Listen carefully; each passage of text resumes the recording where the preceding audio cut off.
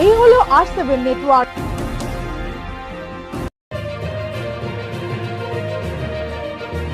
আর আপনারা দেখছেন R7 বাংলা, বাংলার কথা বাঙালির মুখে।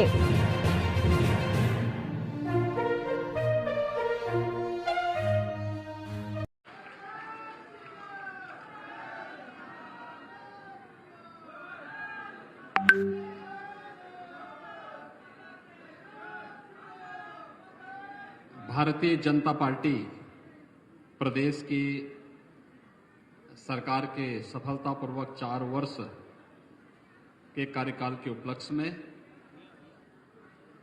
आयोजित आज के इस समारोह में प्रदेश के हमारे कर्मठ और लोकप्रिय अध्यक्ष माननीय स्वतंत्र देव सिंह जी,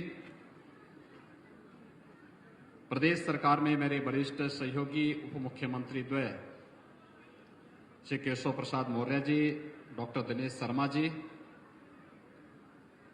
प्रदेश सरकार में वरिष्ठ मंत्री वित्त, संसदीय कार्य और चिकित्सा शिक्षा के मंत्री श्री सुरेश कुमार खन्ना जी, भारतीय जनता पार्टी के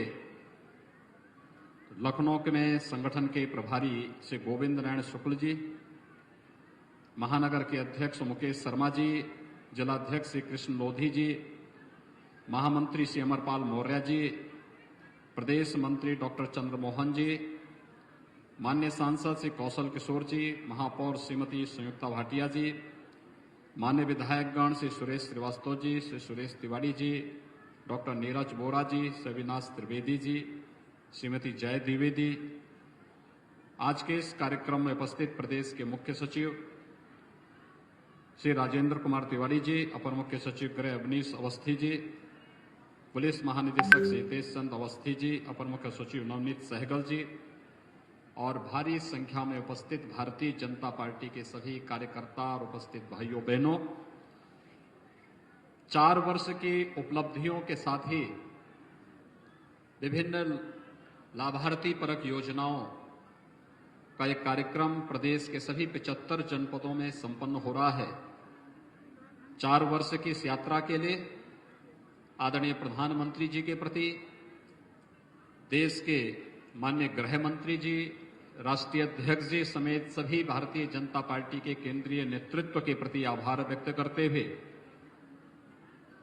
प्रदेश की अपनी टीम, भारतीय जनता पार्टी के पदाधिकारियों, जनप्रतिनिधियों और प्रदेश की जनता जनार्दन का अभिनंदन करता हूं, जिन्होंने बहुत सकारात्मक माहौल में प्रदेश के अंदर विकास, सुरक्षा और सम्मान का एक बेहतर वातावरण पिछले 4 वर्षों के अंदर बनाया है। भाइयों बहनों, 4 वर्ष का एक कार्यकाल प्रदेश का रिफॉर्म का, परफॉर्म का और ट्रांसफॉर्म का रहा है। आज से 4 वर्ष पहले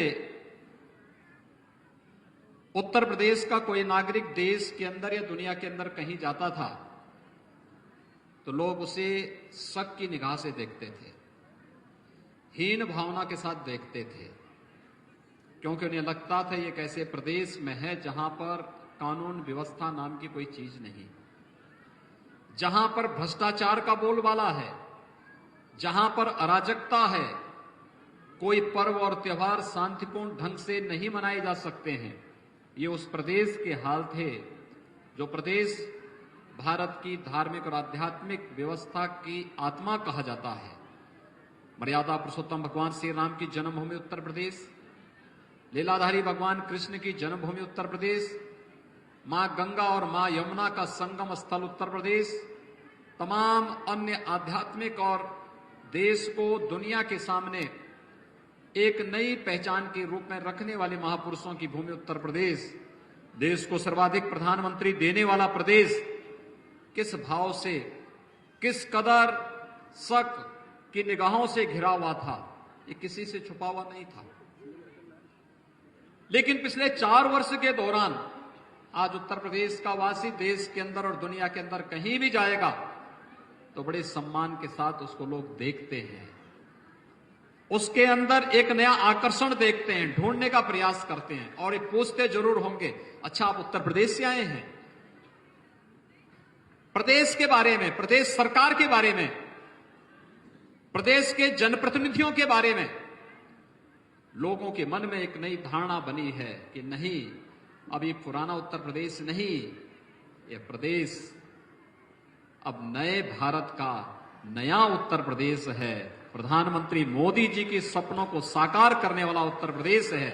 और ये जो सम्मान का भाव पैदा हुआ है, ये केवल मेरे लिए नहीं, मेरे सहयोगी उप मुख्यमंत्री या मंत्रियों के लिए नहीं, केवल संगठन के पदाधिकारियों के लिए नहीं, प्रदेश के 24 करोड़ जनता के सम्मान को, स्वाभिमान को बढ़ाने वाला ये अवसर है। और इन 4 वर्षों में इस प्रदेश को हम लोगों ने बीमारू प्रदेश से एक समर्थ प्रदेश की ओर अग्रसर किया है। अनेक प्रकार के कार्य हुए हैं, कोई फील्ड अछूता नहीं है। हमने 2017 के प्रारंभ में विधानसभा चुनाव जब प्रदेश के अंदर प्रारंभ हुए थे, उस समय लोक कल्याण संकल्प पत्र जारी किया था और लोक कल्याण संकल्प पत्र को हम लोगों ने गीता मान करके उसके एक एक पंक्ति को अक्षरशः पालन करने का प्रयास किया और उसको धरातल पर उतार करके लोक कल्याण का पथ प्रशस्त करके प्रदेश को आज बीमारू से समर्थ प्रदेश बनाने में सफलता प्राप्त की। आज उसी का परिणाम है। कोई भी फील्ड हो प्रदेश के अंदर, उसमें प्रदेश आज देश के अंदर अपना एक विशिष्ट स्थान रखता है। मुझे याद है प्रधानमंत्री आवास योजना में जब हम 2017 में आए थे, उत्तर प्रदेश का स्थान 23वां था। और आज मुझे प्रसन्नता है 40 लाख गरीबों को ग्रामीण और शहरी क्षेत्र में प्रदेश सरकार प्रधानमंत्री आवास योजना में एक एक आवास उपलब्ध करा करके नंबर 1 स्थान पर है।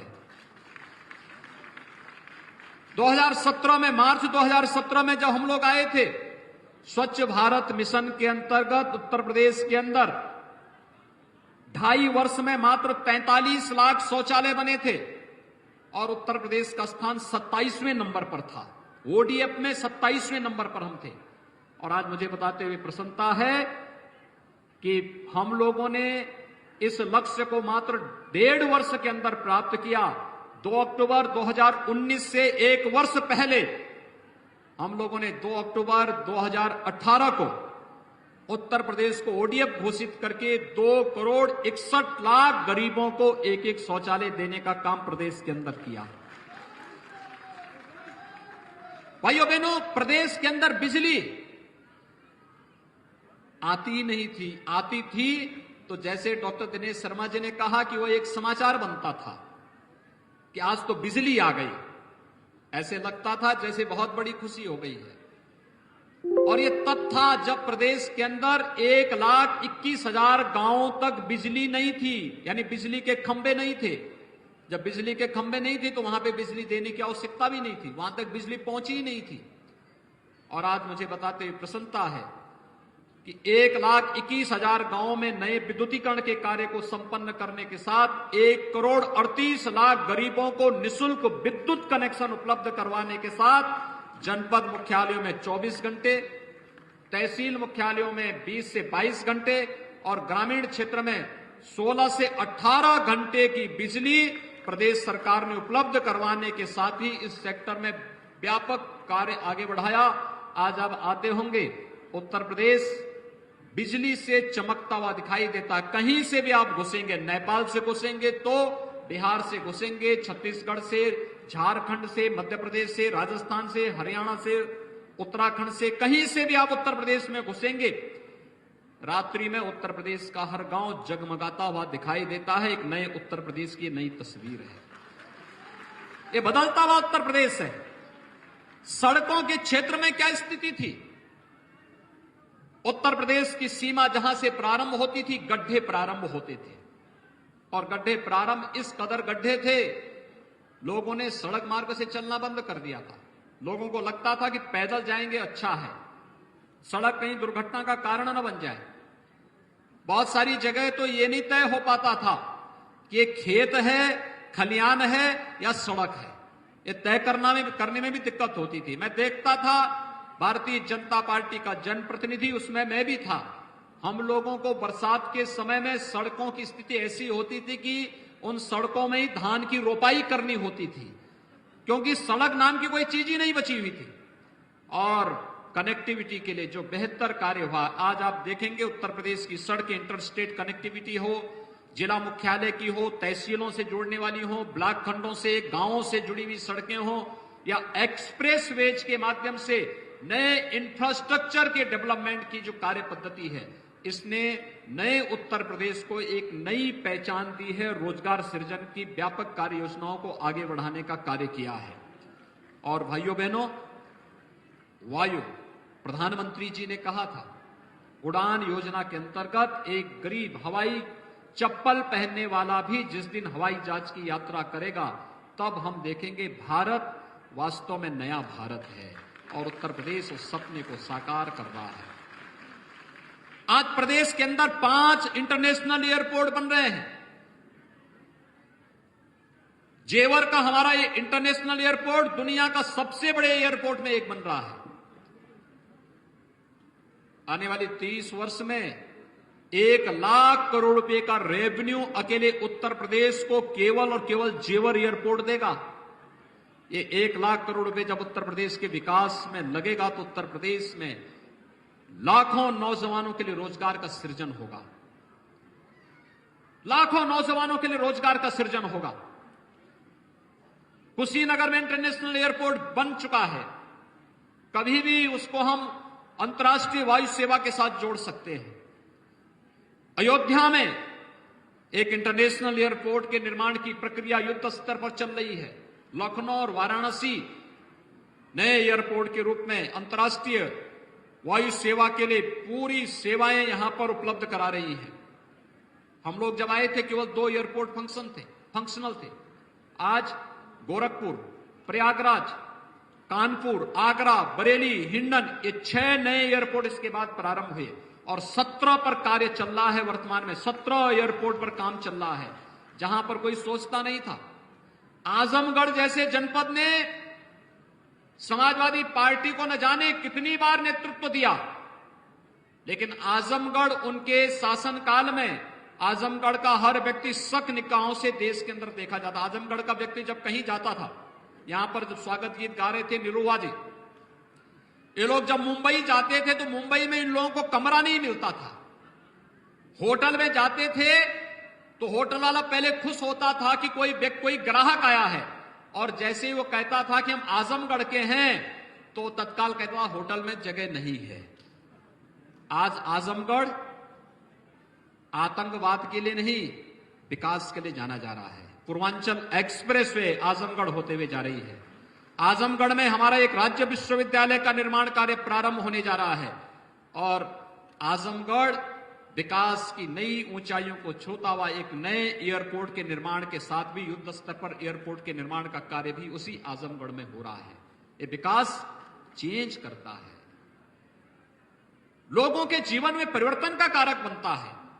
चित्रकूट में याद करिए, हजारों वर्ष पहले भगवान राम लंका पर विजय प्राप्त करके पुष्पक विमान से अयोध्या आए थे, और हम तो अवध के वासी हैं। हजारों वर्षों के बाद भी हम वायु सेवा नहीं दे पाए। आज मुझे गौरव की अनुभूति होती है कि चित्रकूट में भी हम लोग पहाड़ की चोटी पर एयरपोर्ट बना रहे हैं। शानदार एयरपोर्ट बन रहा है वहां पर हमारा, शानदार एयरपोर्ट का निर्माण हो रहा है। और अयोध्या में भी एक इंटरनेशनल एयरपोर्ट का निर्माण कार्य हम कर रहे हैं। भाइयों बहनों, श्रावस्ती में भगवान बुद्ध ने सर्वाधिक चातुर्मास अपने व्यतीत किए थे। श्रावस्ती में विकास से छूता था, आज एयरपोर्ट का कार्य युद्ध स्तर पर हमारा वहां चल रहा है। सहारनपुर में, मेरठ में, अलीगढ़ में कोई सोचता था, ललितपुर में, बुंदेलखंड उपेक्षित था, आजादी के बाद से उपेक्षित था, लेकिन प्रधानमंत्री मोदी जी की दृष्टि से आज विकास की प्रक्रिया के साथ जुड़ा है बुंदेलखंड। बुंदेलखंड एक्सप्रेसवे युद्ध स्तर पर कार्य चल रहा है।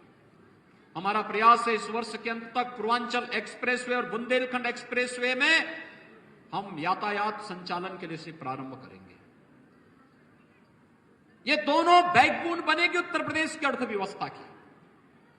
जिस दिन पूर्वांचल एक्सप्रेसवे, बुंदेलखंड एक्सप्रेसवे और गंगा एक्सप्रेसवे एक साथ चालू होंगी, भाइयों बहनों, उत्तर प्रदेश की अर्थव्यवस्था देश की सबसे बड़ी अर्थव्यवस्था उस दिन होगी। उस दिन उत्तर प्रदेश की अर्थव्यवस्था को फिर कोई उत्तर प्रदेश को बीमारू राज्य नहीं कहेगा। ये नए उत्तर प्रदेश की नई तस्वीर सबके सामने रखते हुए मुझे बहुत हार्दिक प्रसन्नता की अनुभूति हो रही है।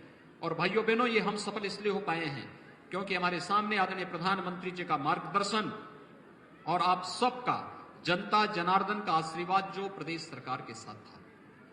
प्रदेश के एक एक सुधारवादी कदम को गांव ने, गरीब ने, किसान ने, नौजवान ने, महिलाओं ने इसको स्वीकारा। प्रदेश सरकार ने जो कदम उठाए कि नकल विहीन परीक्षा होनी है, तो यहां के नौजवानों ने सहर्ष उसको स्वीकार किया। हां, हम नकल नहीं करेंगे। और नकल विहीन परीक्षा को माध्यमिक शिक्षा परिषद ने, उच्च शिक्षा विभाग ने प्रदेश के अंदर लागू करके एक नया शैक्षणिक माहौल प्रदेश के अंदर देने का कार्य किया। टेक्निकल एजुकेशन में, मेडिकल एजुकेशन में कितना परिवर्तन हुआ। 1947 से लेकर के 2016-17 तक केवल 12 मेडिकल कॉलेज, और 2016-17 से 2020-21 के बीच में हम लोग आज 30 नए गवर्नमेंट मेडिकल कॉलेज बना रहे हैं। 30 भाइयों बहनों, जो हमारे 16 जनपद बचे हुए हैं, उन 16 जनपदों के लिए भी कार्य योजना लेकर के हम लोग आ गए हैं कि इस वर्ष के अंत तक वहां पर भी हम शिलान्यास करके प्रदेश में 75 के 75 जनपदों में या तो राजकीय मेडिकल कॉलेज होंगे या पीपीपी मोड में एक मेडिकल कॉलेज हम जनता की विशेषज्ञ सेवाओं, चिकित्सा सेवा के लिए अवश्य उपलब्ध कराएंगे। आज प्रदेश के अंदर बन रहा है। जिस कमिश्नरी में कोई विश्वविद्यालय नहीं, वर्तमान में हम 7 नए विश्वविद्यालय बना रहे हैं। सहारनपुर में मां शाकंभरी के नाम पर एक नया विश्वविद्यालय की स्थापना की कार्रवाई युद्ध स्तर पर चल रही है। अलीगढ़ मुस्लिम विश्वविद्यालय के लिए दान जिस महापुरुष ने दिया था, महाराजा महेंद्र प्रताप सिंह ने, उनके नाम पर अलीगढ़ मुस्लिम विश्वविद्यालय में एक भी शिलापट नहीं। लेकिन राज्य सरकार ने तय किया है हम जमीन भी राज्य सरकार की तरफ से देंगे, पैसा भी राज्य सरकार से उच्च शिक्षा विभाग दे रहा है, और राजा महेंद्र प्रताप सिंह के नाम पर एक विश्वविद्यालय की स्थापना हमारी सरकार करने जा रही है अलीगढ़ में।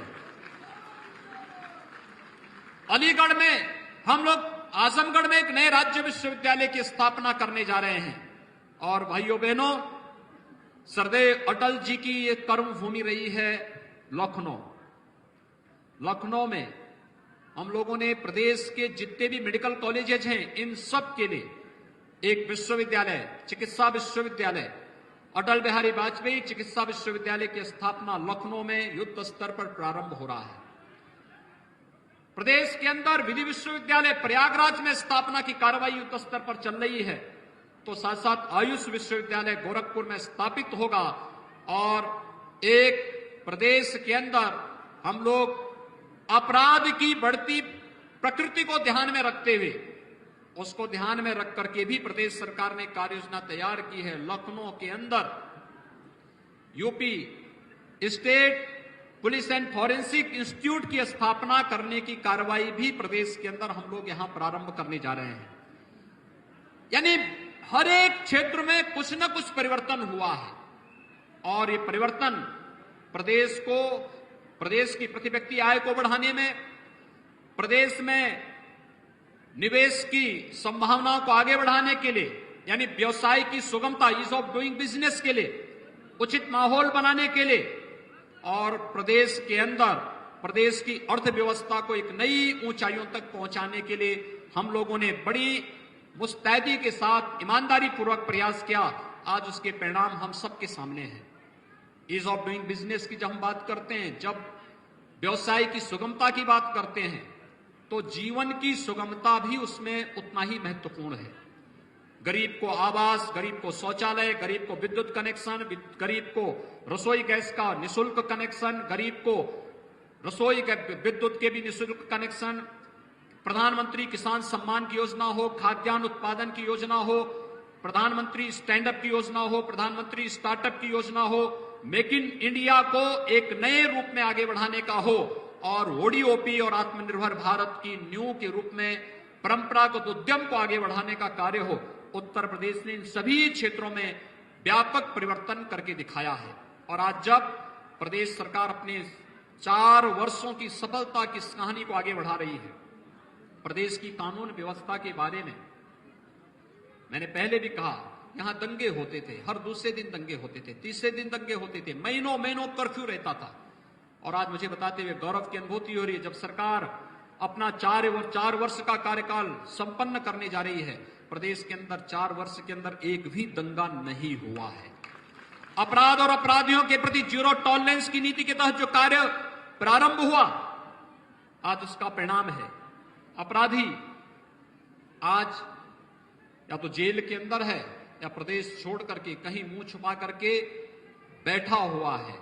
उसको प्रदेश के अंदर आने का वो दुस्साहस नहीं कर सकता है। उसे मालूम है कि उत्तर प्रदेश के अंदर रूल ऑफ लॉ को हम पूरी मुस्तैदी के साथ लागू करेंगे और प्रदेश के अंदर कानून के साथ खिलवाड़ करने की छूट किसी को नहीं देंगे। बहन और बेटियों की सुरक्षा के लिए पूरी प्रतिबद्धता के साथ कार्य करेंगे। आज इसके व्यापक परिणाम हर एक क्षेत्र में देखने को मिले हैं और इसने प्रदेश में निवेश की संभावनाओं को आगे बढ़ाया है। ये वही उत्तर प्रदेश है जहां नौकरियां बिकती थी। परिवार और खानदान नौकरी के विज्ञापन निकलते ही वसूली के लिए प्रदेश के अंदर अलग अलग, कहीं चाचा, कहीं भतीजा, कहीं मामा, कहीं काका, ये सब महाभारत के सभी रिश्ते एक साथ सामने आ जाते थे। आज प्रदेश के अंदर 4 लाख नौजवानों को सरकारी नौकरी मिली, 35 लाख युवाओं को निजी क्षेत्र में हुए निवेश के कारण नौकरी मिली, 3 करोड़ से अधिक नौजवानों को प्रदेश के अंदर रोजगार और स्वतः रोजगार के साथ जोड़ने में सफलता प्राप्त हुई। और कोरोना प्रबंधन में सेवा ही संगठन और प्रधानमंत्री जी के मार्गदर्शन में प्रदेश सरकार ने जो बेमिसाल कीर्तिमान स्थापित किए, विश्व स्वास्थ्य संगठन को भी प्रदेश सरकार की सराहना करने के लिए मजबूर होना पड़ा। और आज भाइयों बहनों, हम लोग सभी अपने आप को सुरक्षित महसूस कर रहे हैं, लेकिन अभी एक लंबी यात्रा को लेकर के हम सबको तैयार होना है। ये सब सफलता एक टीम वर्क, सबको एक साथ मिलकर के चलने की जो प्रवृत्ति रही है। सरकार मंत्री परिषद कार्य योजना बनाती थी, नीतियां बनाती थी, प्रशासनिक टीम उसको क्रियान्वित करती थी, कार्यकर्ता घर घर ले जाकर के उसको पहुंचाने का काम करता था और मीडिया के माध्यम से एक एक जन तक और देश और दुनिया तक प्रदेश के इन समाचारों को पहुंचाने का काम होता था। ये टीम वर्क जब एक साथ चली तो उसके परिणाम भी प्रदेश के अंदर उसी सकारात्मक और सार्थक रूप में हम सबको देखने को मिले। और हम लोगों ने भी 4 वर्ष के दौरान कभी ये नहीं माना कि काम ज्यादा है, काम का लोड हम लोगों को कभी विचलित नहीं किया, चुनौती हमें कभी विचलित नहीं की, क्योंकि हमने इस बात को माना है। मैं जो श्री मंगल सिंह सुमन जी ने इस बात को कहा था कि सागर की अपनी क्षमता है पर मांझी भी कब थकता है, जब तक श्वासों में स्पंदन है उसका हाथ नहीं रुकता है। और भाइयों बहनों, इसी भाव के साथ हम लोगों ने 4 वर्षों तक निरंतर कार्य किया है, प्रयास किया है और आगे भी इसी विश्वास के साथ हम लोग कार्य करना चाहते हैं। यही विश्वास है, यही एक पहल है जहां पर हम सबको 24 करोड़ जनता की उन आकांक्षाओं की पूर्ति करना है जो वर्षों से उसने सोचा था, जिसके बारे में वो कल्पना करता था। कभी सोचता था फलाने राज्य में ऐसा हो रहा है, यूपी में क्यों नहीं हो सकता है। उसकी 24 करोड़ जनता की उन आकांक्षाओं को एक नई उड़ान देने का यह अवसर है और इसका श्रेय भारतीय जनता पार्टी के कार्यकर्ताओं को जाता है कि वह उसे घर घर तक पहुंचाने का कार्य कर रहा है। यह आपकी वो ताकत है जो ताकत हम लोगों को योजनाओं को बनाने और फिर ईमानदारी के साथ उसको क्रियान्वित करने के लिए प्रेरित करती है। आपकी ताकत जो एक सेतु का कार्य करती है शासन और प्रशासन की योजनाओं को जनता तक पहुंचाने के लिए। और आज के उस अवसर पर मैं प्रदेश की जनता का अभिनंदन करता हूं। भारतीय जनता पार्टी के कार्यकर्ताओं को 4 वर्ष की सफलता के लिए हृदय से बधाई देता हूं। प्रधानमंत्री मोदी जी के प्रति, राष्ट्रीय अध्यक्ष जी के प्रति, माननीय गृह मंत्री जी के प्रति, भारत सरकार के उन सभी माननीय मंत्रियों, कैबिनेट के उन सभी माननीय सदस्यों के प्रति हृदय से आभार व्यक्त करता हूं, जिन्होंने प्रदेश की सफलता की कहानी में पग पग पर अपना सहयोग किया और इन्हें निरंतर एक नई दिशा देने का प्रयास किया। मेरा आप सबसे ये आग्रह होगा, जन गंगा के ज्वार लहर तुम प्रवाहमान रहना, पहरुए सावधान रहना। सावधान रह करके इस लड़ाई को बहुत मजबूती के साथ आगे बढ़ाने की आवश्यकता है, क्योंकि Uttar Pradesh ease of doing business में 14वें स्थान से दूसरे स्थान पर आया है।